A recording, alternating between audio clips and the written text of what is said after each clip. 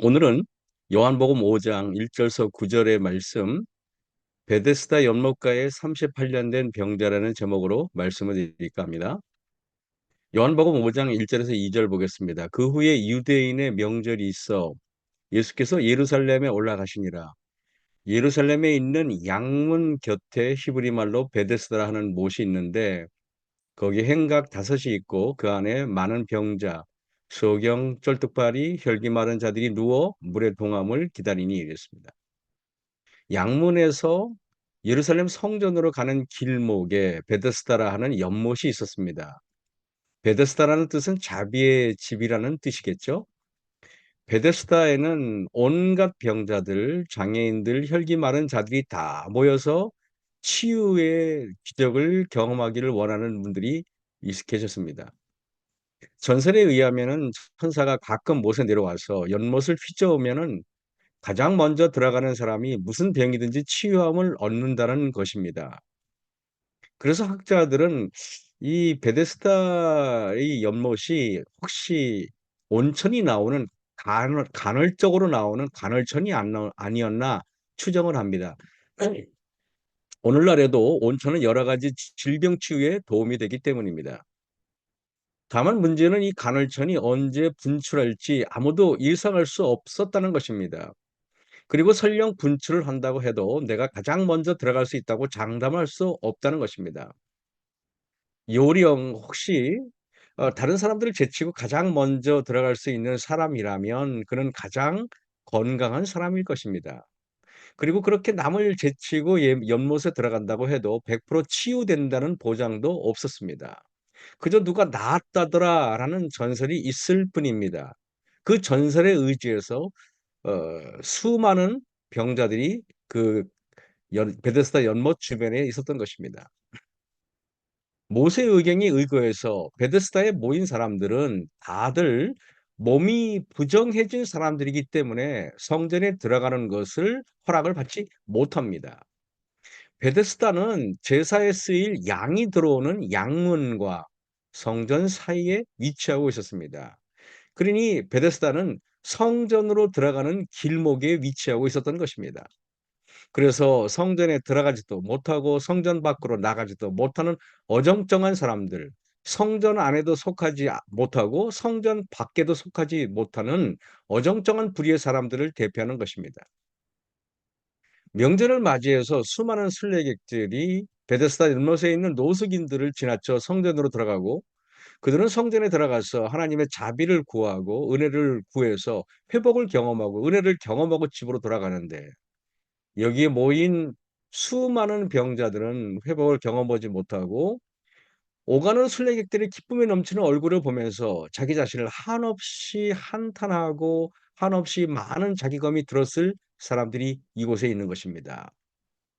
순례객들이 넘쳐나는 즐거운 명절날은 그들에게는 더 고통스럽고 더 저주스러운 날이었을 것입니다. 명절에 아무 고민 없이 가족, 친지들을 만나기 위해 고향에 다녀왔다. 그렇다면 그분들은 성전에 다녀간 일반 순례객들의 같은 삶을 사시는 분들입니다. 그러나 명절이 될수록 내 인생이 더 고통스럽게 보이고 내가 더 비참하게 보인다면은 이분들은 아마 베데스다의 인생들일 것입니다. 왜 모두가 다 잘 지내고 모두가 다 건강하고 모두가 다 행복해 보이는데 내 인생만 힘든 것일까? 왜 나는 늘 제자리일까?'라고 생각하시는 분들은 베데스다의 주인공들입니다. 자비의 집에 있는데 왜 세상은 나에게 자비가 없을까? 그래서 요한복음 5 장은 참 신기한 책입니다. 자비의 집에 진짜 자비가 없고 그리고 요한복음 5장 안식일에 대해서 경론하는 장면이 나오지 않습니까? '왜 바리새인들의 안식일에는 진짜 안식이 없을까?'라는 것입니다. 지난 수십 년의 세월 동안 신앙을 한다고 했는데 여전히 마음은 작은 분노 앞에 무너지고 작은 자존심 앞에 처참하게 뭉개져 버리는 나의 평정심을 살펴보시기 바랍니다. 양문과 성전 사이에 있는 자비의 집. 그런데 성전에도 들어가지 못합니다. 양문 밖으로 나가서 자기의 인생을 보란듯이 살지도 못합니다. 예루살렘이 살렘 평화인데 이 도시에 진정한 평화가 없고 자비가 베데스다인데 자비가 없는 인생을 살고 있는 것입니다. 나가지도 못하고 들어가지도 못하는 신앙을 우리는 뜨뜻미지근한 신앙이라 얘기합니다. 계시록 3장 14절에 16절에 보면은 이 뜨뜻미지근한 라오디게아의 교회, 바로 우리들의 이야기를 살펴보는 것입니다. "내가 내 행위를 아노니 내가 차지도 아니하고 더없이도 아니하도다. 내가 차든지 더없든지 하기를 원하노라. 내가 이같이 미지근하여 더없지도 아니하고 차지도 아니하니 내 입에서 너를 토하여 내치리라." 그랬습니다. 마치 우리가 성전 안에도 못 들어가고 또 성전 밖에서 나가서 보란듯이 살지도 못하는 어정쩡한 인생. 그러나 또 은혜를 구한답시고 베데스다에 있어서 그냥 그렇게 노숙하고 있는 우리들의 모습이 바로 베데스다의 그 모습과 다를 바가 없다는 생각을 하게 됩니다. 계시록 3장 20 절에 "볼지어다 내가 문 밖에 서서 두드리노니 누구든지 내 음성을 듣고 문을 열면 내가 그에게로 들어가 그로 더불어 먹고 그는 나로 더불어 먹으리라." 했습니다. 베데스다의 사람들이 성전 안에 들어갈 수 없었듯이 라오디게아 교인들도 성전 밖에서 있는데 예수님께서, 그래서 그 성전이신 예수님께서 직접 찾아오신 것입니다. 라오디게아 교회의 문제는 성전에 들어가지 못하는 인생들을 표상하고 베데스다도 그렇다는 것입니다. 성전에 들어갈 수 없는 인생에게 진짜 성전이신 예수님께서 오히려 가까이 다가오신 것, 이것이 하나님의 진짜 은혜가 아니겠습니까?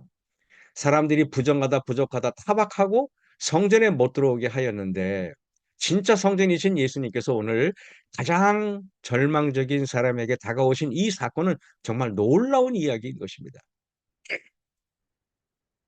거기 요한복음 5장 5 절입니다. 38년 된 병자가 있더라. 예수께서 그 누운 것을 보시고 병이 벌써 오랜 줄 아시고 이르시되 "내가 낫고자 하느냐?" 그랬습니다. 이 사람을 설명하는 압도적인 이름은 38년 된 병자입니다. 이 사람의 이름도 모르고 성도 모르고 고향도 모르는데 다만 이 사람을 대표하는 것은 38년 된 병자라는 뜻입니다. 38년이라는 세월은 한 인생의 불행을 규정짓기에 절대적인 숫자입니다. 38년 동안 일어나지 못했다면 포기했을 법도 한데 이 사람은 아직도 희망의 끈을 놓지 않고 그 긴 세월 동안 포기하지 않고 여전히 낫기를 갈구하고 있었다는 사실입니다.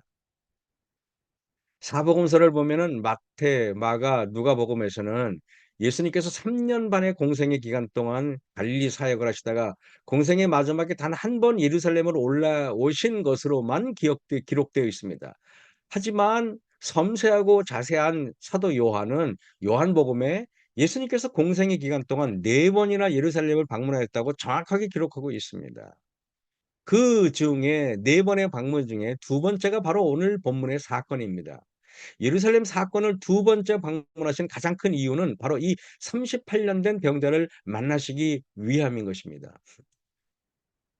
요한복음 5장 6 절에 예수께서 그 누운 것을 보시고 병이 벌써 오랜 줄 아시고 이르시되 "내가 낫고자 하느냐?" 그랬습니다. 예수님께서는 그의 사정을 잘 아셨습니다. 그런데 바로 치유해 주지 아니하시고 질문하셨다는 것입니다. 그 질문은 "내 병이 낫기를 원하느냐?" 그였습니다. 마가복음 10장 49 절에서 51 절에 보면은요. 우리가 소경 바디메오 사건의 이야기가 나오는데 예수께서 머물러 서서 저를 부르라 하시니 저희가 그 소경을 부르며 소경이 겉옷을 내어 버리고 뛰어 일어나 예수께 나아오거늘 예수께서 일러 가라사대 때 "내게 무엇을 하여 주기를 원하느냐?" 소경이 가로되 "선생님이여 보기를 원하나이다." 항상 예수님께서는 환자들이 오면은 "네가 무엇을 하기를 원하느냐."고 물어보시는 장면이 종종 나옵니다. 소경이 예수님께 찾아왔는데 무엇을 원하느냐고 물어볼 필요가 있을까요? 뻔한 대답이 기대되지 않을까요? 소경이 왔다면은 소경은 보기를 원해서 왔을 것입니다. 왜 예수님께서는 그에게 이런 뻔한 대답을 요구하셨을까요? 분명히 그런 충분한 이유가 있었을 것입니다. 의사가 환자에게 무엇을 원하느냐고 물어볼 필요가 있을까요? 배가 아픈 사람에게 무엇을 해 드릴까요? 허리가 아픈 사람에게 무엇을 해 드릴까요? 그들은 무엇을 원할까요? 암에 걸린 사람에게 무엇을 해 드릴까요? 라는 질문이 왜 필요한 것일까요? 그냥 의사는 그들의 필요를 이미 알고 그들에게 해결책을 줬어야 할 것입니다. 한 신장 지식 전문가가 일 주일에 3번 투석해서 정말 삶의 질이 엉망인 환자에게 어렵게 기증제를 얻어서 신장을 이식시켜 주었습니다. 삶의 질이 획기적으로 향상이 된 것입니다. 어쩌면 그에게는 새 생명을 얻은 것과 같은 경험을 했을 것입니다. 그런데 이 환자 2 년도 안 돼요. 예전처럼 살다가 다시 몸이 망가져서 신장이 완전히 망가져서 다시 병원에 들어왔습니다. 이 사람에게 치료가 무슨 의미가 있었을까요?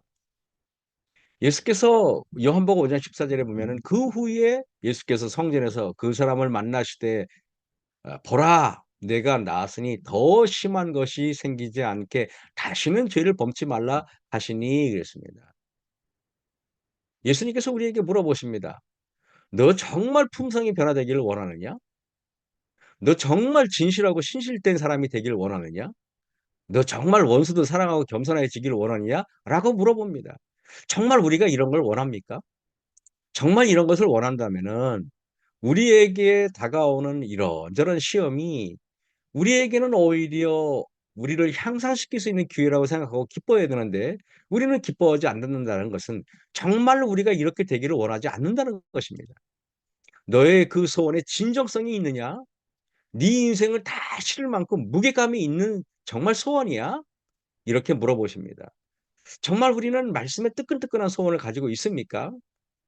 정말 우리는 이 세상을 포기할 소원을 가지고 있습니까?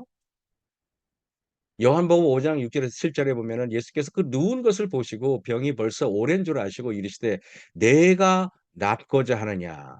병자가 대답하되 "주여 물이 동할 때에 나를 못에 넣어 줄 사람이 없어 내가 가는 동안에 다른 사람이 먼저 내려가나이다." 그랬습니다. "제가 낫고자 합니다." 하면 되는데 오늘 본문에서 가장 긴 성경절이 바로 여기입니다. 구구절절 "주여 네 물이 동할 때에 나를 못에 넣어 줄 사람이 없어 내가 가는 동안에 다른 사람이 먼저 내려가나이다." 이상한 대답을 하는 것입니다. 자기의 처지가 얼마나 안타까운지 왜 아무도 나를 도와주지 않는지 나는 지난 세월 동안 이 자리에서 벗어나지 못하고 이 지경에 처해 있는지 구구절절 자신의 상황을 하소연하면서 신세를 한탄하고 이야기하고 있습니다. 정확하게 말하자면 예수님께 딱히 도움을 요청한 것도 아닙니다. 자신을 도와달라고 한 것도 아니고 그냥 자신의 처지가 얼마나 비참한지 넋두리하고 있었던 것입니다. 우리가 주님과 기도할 때 꼭 기억해야 할 것은 기도는 신세 한탄이 아니라는 사실입니다. 기도는 넋두리가 아닙니다. 넋두리를 기도라고 착각하니까 기도를 하면 할수록 더 우울해지고 기도하면 할수록 내면이 지쳐가고 내 어려운 상황을 하나님 앞에 쏟아놓을 생각만 하고 진짜 내 간구는 하나님께 이야기하지 못하는 것입니다. 정작 주님이 나에게 "정말 네가 그것을 원하니? 그게 정말 너의 진심이야?"라고 물어보실 때 이 38 년은 대답할 말이 준비되어 있지 않았던 것입니다. 아니 대답할 믿음이 준비되어 있지 않았던 것입니다. 아무 희망 없는 넋두리, 지루하게 늘어놓는 푸념들, 그치지 않을 것 같은 원망의 마음들, 그리고 내 이상한 강구들만 주님 앞에 잔뜩 늘어놓고 정작 주님이 나에게 물으실 때 나의 진심을 나의 영혼 밑바닥에 있는 깊은 소원을 아뢰고 대답할 준비는 전혀 되어 있지 않다는 것입니다. 창세기 3장 9 절에 여호와 하나님이 아담을 부르시며 그에게 이르시되 "내가 어디 있느냐?" 가로되 "내가 동산에서 하나님의 소리를 듣고 내가 벗었으므로 두려워하여 숨었나이다." 그랬습니다. 하나님이 아담이 어디 있어서 어디 있는지 몰라서 여쭤보는 게 아니죠. 이 하나님께서 원하시는 것은 아담의 정직한 대답을 듣고 싶으신 것입니다. 사무엘이 사울 왕에게 아말렉 족속들과 그의 모든 소유물을 진멸하라는 하나님의 명령을 전했습니다. 근데 사울 왕은 불순종합니다. 진멸 안 하고도 하나님의 말씀을 순종했다고 하니까 사무엘이 또 묻습니다. "왕이시여 그럼 이 양과 염소의 울음소리는 도대체 무엇입니까?" 사무엘이 몰라서 묻는 게 아닙니다. 그의 진심이 무엇인지, 왜 그가 하나님의 말씀을 진짜 불순종했는지 그것을 원하기 알기를 원해서 물어보는 것입니다. 38년 동안 온갖 고생을 하면서 자비를 구하기 위해 그 못가에 있었는데 자기 소원이 무엇인지조차 자기 입술로 말을 못하는 이 사람을 보십시오. 자기가 진짜 병이 나을 수 있다는 믿음의 단계까지 아직 이르지 못한 것입니다. 누가복음 1장 13 절에 천사가 침례 요한의 부모인 사가랴와 엘리사벳을 방문합니다. 그리고 약속을 합니다. "네게 아들을 낳아 주리니 그 이름을 요한이라 하라." 그랬습니다. 그런데 이런 기쁜 약속을 받은 침례 요한의 부모 되는 사람은 이렇게 말합니다. 사가랴가 천사에게 이르되 "내가 이것을 어떻게 알리요? 내가 늙고 아내도 나이 많으니이다." 그랬습니다. 하나님의 약속인데도 불구하고 사가랴와 엘리사벳은 오히려 불신의 대답을 합니다. 왜 성경의 인물들은 이런 반응을 보이는 것일까요?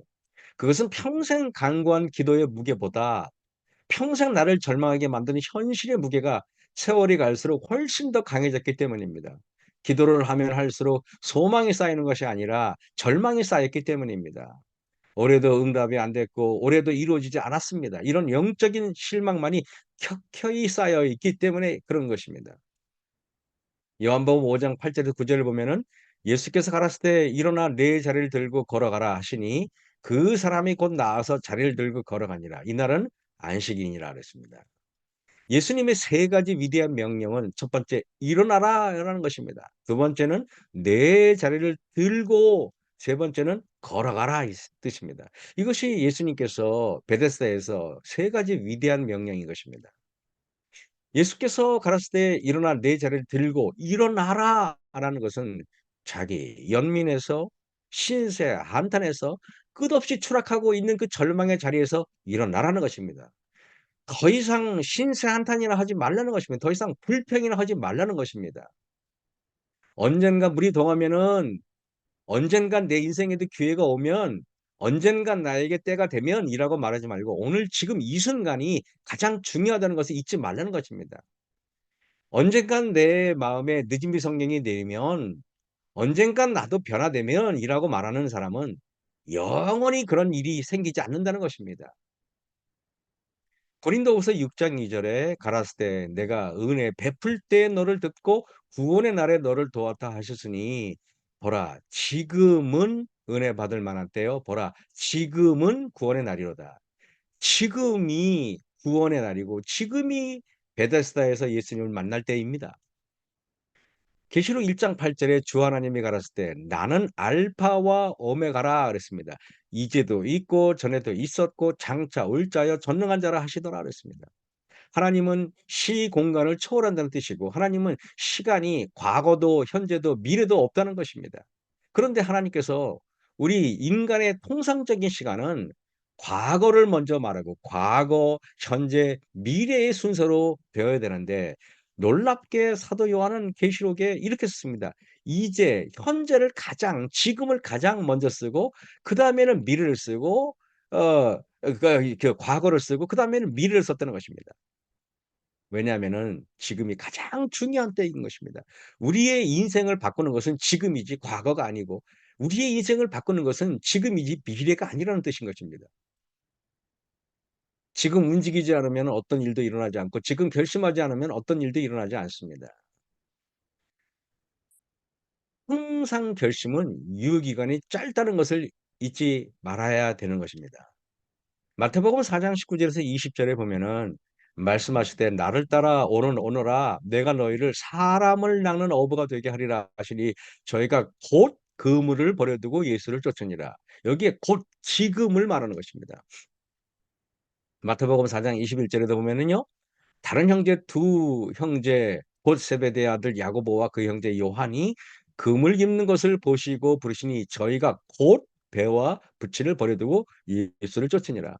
그들이 아마 생각 좀 한다고 그러고 아마 며칠 후에 대답을 해 주겠다 그러면은 그들은 절대 예수님을 따르지 못했을 것입니다. 그들은 당장 예수님을 따랐기 때문에 예수님의 제자가 될 수 있었던 것입니다. 요한복음 5장 8 절에서 9 절입니다. 예수께서 가라사대 "일어나 네 자리를 들고 걸어가라." 하시니 곧 그 사람이 나아서 자리를 들고 예수님의 세 가지 명령 중에서 두 번째 내 자리를 들고입니다. 늘 누웠던 그 자리를 치워버려야 합니다. 그래야 다시는 그 자리에 돌아오지 않습니다. 변화했다가 다시 그 자리에 돌아오고 변화했다가 다시 그 자리에 돌아오는 행태를 근원적으로 없애버리기 위해서는 그 자리를 치워버려야 하는 것입니다. 자기가 잡아놓은 그 자리, 기득권 같은 그 자리, 평생 그가 이룬 유일한 업적을 우리는 포기해야 됩니다. 우리는 말할 때마다 내가 과거에 어땠느니, 내가 어떻게 했느니 항상 과거에 금송아지가 있었던 것을 자랑합니다. 나의 과거의 자랑들을 다 쓸어버려야 해야 됩니다. 그래야 새로운 마음으로 미래를 향해 나아갈 수가 있는 것입니다. 예수님의 세 가지 명령 중에서 세 번째 걸어가라입니다. 원문에는 keep walking 그래 가지고 계속 걸어가라. 너의 인생은 더 이상 여기 정체되어 있는 것이 아니라 부르심을 향해 전진하는 인생이 될 것이다 하는 것입니다. 어두운 터널, 캄캄하고 앞이 보이지 않는 터널을 지나는 유일한 방법은 주저하지 않고 계속 앞으로 전진하는 길밖에 없습니다. 사면초가에 있던 출애굽 당시의 유대인들은 뒤에서는 애굽의 군대가 쳐들어오고 양옆에는 절벽이 있고 앞에는 바다밖에 없었습니다. 그들이 살 수 있는 길은 앞으로 전진하는 길. 그랬기 때문에 전진했을 때 홍해 바다가 쫙 갈라졌듯이 포기하지 않고 계속 나아갈 때만 어둠은 끝이 나고 바다는 갈라지게 돼 있고 장애물은 사라지게 되어 있는 것입니다. 38년 된 병자가 고침을 받은 것은 이 사람의 믿음 때문입니까? 아닙니다. 이 사람의 회복은 이 사람의 어떤 믿음이라기보다는 예수님의 자비로 인해 구원을 받았다는 사실입니다. 베데스다 연못에만 빨리 들어가면 내 인생이 달라질 것이라고 생각했던 38년 된 병자의 생각이 우리를 지배하지는 않는지요. 내 인생의 베데스다 연못은 무엇입니까? 행복한 가정입니까? 아니면 사업에 성공해서 물질을 얻는 것입니까? 아니면 자녀들이 훌륭히 성장하는 것입니까? 아니면 원하는 대학에 혹은 회사에 들어가는 것이 나에게 은혜요 자비입니까? 내가 이런 것들이 어떤 충족이 되고 이런 것들이 회복이 돼야만 나의 기쁨과 나의 신앙은 변화된다고 생각하는 것입니까? 38년 된 병자가 베데스다 연못에 들어가는 것이 아니라 오히려 베데스다를 떠난 것이 그에게 자비가 되었다는 사실을 명심하셔야 됩니다. 이 세상에 한 번 나에게 기회를 주는 것이 자비가 아니고 예수님과 1대1로 만나는 것이 진정한 자비요 은혜라는 사실입니다. 우리 인생의 유일한 베데스다 연못은 오직 주님 한 분이신 줄 믿습니다. 진짜 자비는 예수님이고 진짜 은혜는 예수 그리스도입니다. 나의 베데스다를 위해서 예수님을 이용하지 마시고 오히려 베데스다를 버림으로 예수님을 찾는 우리 모두가 되었으면 좋겠습니다. 오늘도 진짜 자비하심이 무엇인지 깊이 생각하는 하루가 되시기를 소망하면서 말씀을 마치겠습니다. 기도하겠습니다. 하늘에 계신 아버지 하나님, 우리는 어쩌면은 베데스다 연못가에 누운 병자처럼 나의 베데스다가 더 좋아지고 훌륭해지기만을 위해서 우리 예수님을 사용하는지도 모르겠습니다. 정작 예수님께서 우리에게 원했던 것은 내가 그토록 갈망하는 베데스다를 떠나라. 내가 그토록 갈망하는 베데스다의 모든 미련을 다 버리고 온전한 마음으로 주님을 따르라는 것이 주님의 음성이라고 믿습니다. 아버지 하나님, 저의 베데스다는 저의 환경이 아니고 예수님을 다시 고백합니다. 나의 베데스다를 위해서 예수님을 이용하지 않는 사람이 되게 하여 주시옵고 오늘도 예수님을 따르는 하루가 되길 바라며 모든 말씀 예수님 이름으로 감사하며 기도사옵나이다. 아멘.